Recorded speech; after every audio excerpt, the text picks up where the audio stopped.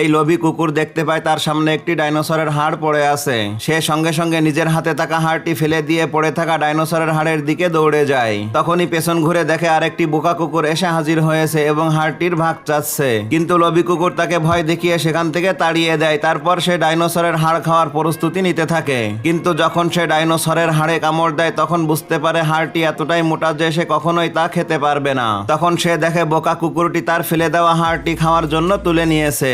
এটা দেখে সে হাসতে থাকে এবং উপহাস করতে থাকে, কিন্তু কিছুক্ষণ পর যখন সে বারবার হাড় খাওয়ায় ব্যর্থ হয় তখন তার মাথায় একটি বুদ্ধি আসে। সে তাড়াতাড়ি বোকা কুকুরের কাছে যায় এবং একটি চুক্তি করে, তুমি আমাকে আমার পুরনো হাড়টা ফেরত দাও, বদলে তুমি পুরো ডাইনোসরটি নিয়ে নাও।